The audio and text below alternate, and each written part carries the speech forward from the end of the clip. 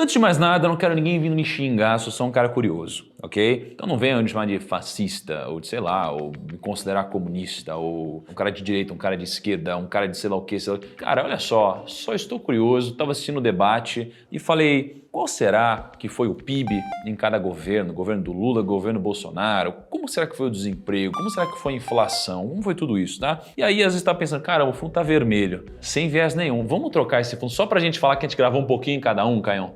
Troca esse fundo aqui pra gente, cara. Como vocês podem ver, gravamos um pouquinho com fundo vermelho, agora um pouquinho com fundo azul e amarelo. Ou seja, tô aqui como um cara curioso e aí eu vou perguntar pra você. Quando terminar o vídeo, eu quero que você comente aqui embaixo o que mais te chamou a atenção nesse vídeo e o que você considerou de fato serem os melhores dados econômicos que eu mostrei, tanto no governo Bolsonaro quanto no governo Lula.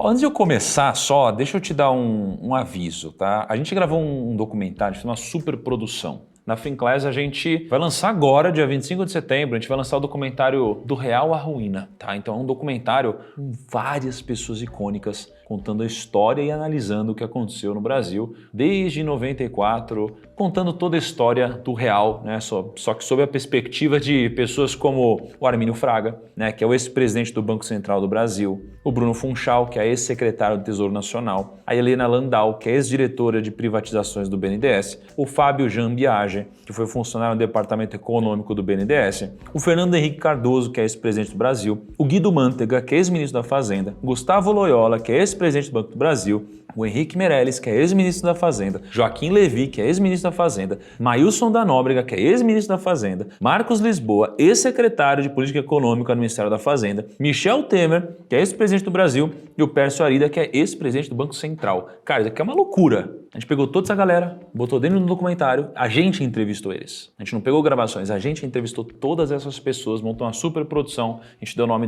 Do Real à Ruína, e você tem isso aqui disponível na Finclass, tá? E para te dar uma lambuja, você vai poder assinar a Finclass hoje, se você quiser, com 20% de desconto, tá? É só você clicar no link que a gente vai aqui deixar na descrição para você assistir essa belíssima obra com a sua família, para você poder debater muito melhor, aprender muito mais, estar muito mais consciente daqui para frente. Então, a gente teve aqui primeiro o Lula no mandato 2003, 2004, 2005, 2006, e aí depois 2007, 2008, 2009 e 2010, tá bom?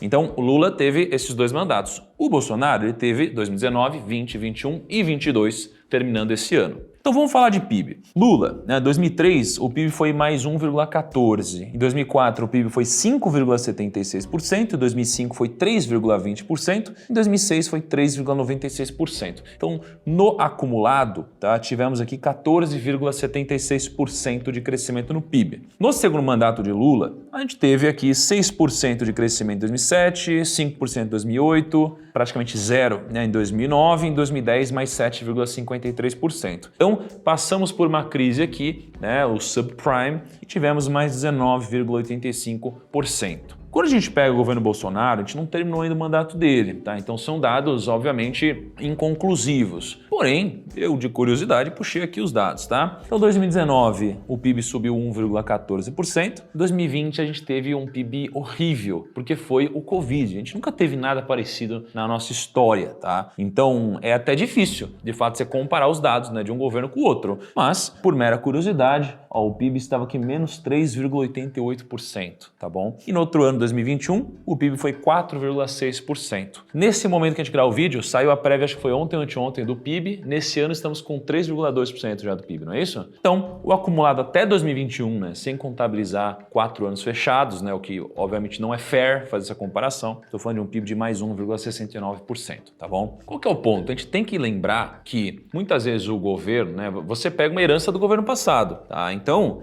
não sou eu que vou julgar, né, fica a seu critério julgar quem pegou uma herança mais difícil. Se foi Lula que pegou uma herança do FHC, do Brasil, do Fernando Henrique, ou se foi o Bolsonaro que pegou uma herança da Dilma e um pouquinho ali do Temer. E aí você decide aí, tá? O que é importante? Se você olhar só para esses dados, poxa, o PIB foi muito maior no governo PT, né, no governo do Lula. Porém, tem um dado importante que eu também de curiosidade puxei, que é o seguinte: o Brasil tem uma correlação muito grande grande com China. A gente exporta muito para a China, especialmente commodity. Então teve um tempo, eu lembro quando eu trabalhava no mercado financeiro como assessor, que a nossa economia ela era muito parecida com a dos Estados Unidos, sob a ótica de que se a nossa bolsa sobe, né, ela subiu por consequência do S&P, que é o indicador dos Estados Unidos. Com o passar do tempo, a gente foi ficando cada vez mais parecido com China. Então, olha só, durante o primeiro governo Lula, onde o PIB subiu 14,76%, o PIB da China foi de mais 39,53%. Então, a China cresceu 39% e aí o Brasil cresceu 14%. No segundo governo do Lula, a China cresceu 51%, enquanto o Brasil cresceu 19%.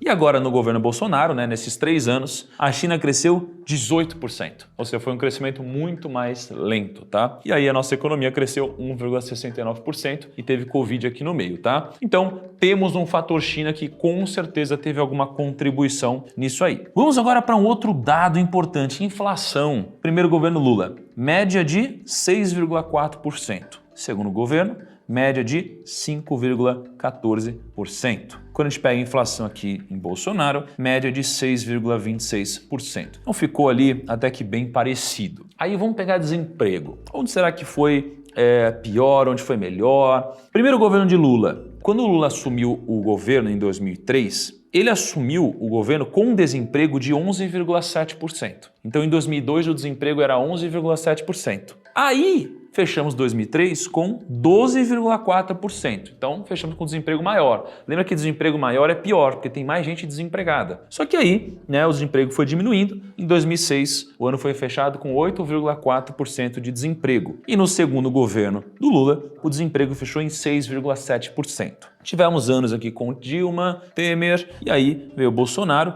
Poxa, pegou ali, antes do governo dele, ele pegou em 2018 12,3% de desemprego, fechou o primeiro ano, 2019, com 11,9%, então ele melhorou essa taxa. Aí veio o Covid. Explodiu geral, 2020, 13,2% de desemprego. 2021, o negócio explodiu, desandou, 14,9% de desemprego. Mas esse ano, né, o último dado que saiu, já estamos em 9,1% de desemprego, tá? Então foi um alfa grande em relação ao quanto começou, tá bom? Então, como não fechou o ano ainda, a gente não consegue dizer qual é o fechamento de 2022. Se fosse hoje, seria 9,1%. Agora, se a gente for comparar com o mundo, olha só, o desemprego durante o primeiro governo do Lula, ele também caiu de 6,5%, né, para 5,8%, e no segundo governo caiu de 5,5% para 5,4%. Então, no mundo, o desemprego diminuiu. E aí, no governo Lula, o desemprego também diminuiu. No mundo, o desemprego durante o governo Bolsonaro subiu, tá? Então, em 2019, estávamos com desemprego de 5,6%, e aí quando a gente pega aqui 2021, 6,2%. Então o desemprego aumentou. Obviamente teve o Covid, foi isso que levantou tanto o desemprego do Brasil quanto do mundo. Não achei um dado de como estamos no desemprego global nesse ano. Bolsa de Valores, governo Lula primeiro. A gente pegou o fechamento da FHC, bolsa em 11.270 pontos, fechamos em 44.470. Então a bolsa subiu 294%. Segundo mandato, a bolsa subiu 55%, de 44.470 para 69.300. Quando a gente olha aqui para o governo Bolsonaro, a bolsa estava 87.800, depois do governo Temer, e aí não fechamos, mas estamos hoje na casa de 112 mil pontos, então a bolsa subiu até agora 27%. Aí a gente olha para a dívida pública sobre o PIB, que é muito importante. Eu tenho o quanto de fato eu produzo, eu tenho o quanto eu estou endividado, quanto eu tenho que pagar. Então, quando você pega a dívida pública sobre o PIB durante o primeiro governo Lula, foi fechado em 65%. 65% do PIB era basicamente o que o país devia. Em 2010, fechamos ali com 62% de relação dívida pública sobre o PIB. E hoje, quando a gente olha para o governo Bolsonaro, temos mais ou menos 80% de dívida pública sobre o PIB. É muito importante ver também quanto que é investimento público e privado em relação ao PIB. Então, investimento privado no primeiro governo Lula foi na média de 15,19%, segundo o governo Lula na média de 16,43%. Hoje, no governo Bolsonaro, estamos em mais ou menos 15,46%. Quando a gente olha para o investimento público, a média era de 1,85% no primeiro governo, 2,83% no segundo governo e 1,62% no governo Bolsonaro. O que são alguns dados que chamam a atenção? A gente tem um gráfico, tá, de número de funcionários públicos. E o que começou a acontecer acontecer muito agora no governo Bolsonaro é que o número de funcionários públicos tem diminuído drasticamente. E aí você fala, pô, Thiago, mas aqui é bom ou é ruim? Vou deixar para você interpretar. Mas olha esse fato. O salário de um assistente administrativo, por exemplo, no setor público, é de R$ 3.359. O salário de um assistente administrativo no setor privado é de R$ 1.680. O salário de um professor de ensino médio ou do ensino fundamental é R$ 3.314 no ensino público, setor privado R$ 2.331. Professor de ensino superior de ensino fundamental, R$ 3.200 contra R$ 2.500. Auxiliar de escritório, R$ 3.200 contra R$ 1.600. Professor de educação de jovens e adultos, R$ 5.200 contra R$ 1.900. Serviço de limpeza, R$ 1.500 contra R$ 1.200. Auxiliar de enfermagem, R$ 4.700 contra R$ 2.100. Dos dados que a gente pegou de 2020 aqui, R$ 4.089 era a média de gastos de salários, né, no setor público, contra o setor privado, R$ 1.948,70. Então, de uma forma geral, para fazer um trabalho semelhante, no setor público você ganha mais do que no setor privado. Então, quando você diminui o número de funcionários públicos e eles de alguma forma vão para uma iniciativa privada, você acaba diminuindo o salário dessas pessoas e, consequentemente, o gasto também. Então, no final das contas, pô, o governo está pagando lá mais de R$ 4.000 em algum profissional que você podia contratar de uma iniciativa privada gastando muito menos dinheiro. Então, no final das contas, é um dinheiro que sai do seu bolso e do meu. Aí, você olha, por exemplo, para o Business Freedom, seria basicamente um indicador de liberdade econômica. Quando você pega os dois governos, né, do Lula, a gente diminuiu, né, o nosso indicador de liberdade econômica de 70 pontos para mais ou menos 55 ali no final do mandato dele. E aí a gente vê a parte do governo Temer, mais ou menos, né, o indicador de liberdade econômica aumentou, o governo Bolsonaro também aumentou, ao invés de diminuir. Se a gente compara com outros países da América Latina, né, a gente tem aqui, por exemplo, Venezuela. Olha o que aconteceu com o indicador de liberdade econômica, diminuiu pra caramba, a economia está indo muito mal, por exemplo, né, se a gente compara globalmente. Bom, o que vocês acharam? O que vocês acharam desses dados? Como que isso aqui muda alguma coisa para você? O que você enxerga disso? Deixa nos comentários. Mas é o seguinte, se você xingar alguém nos comentários, eu vou deletar seu comentário, vou te bloquear. Seja leve. Não tem espaço para crescimento onde não tem debate com educação. Grande abraço para você, espero você no nosso próximo vídeo e tchau.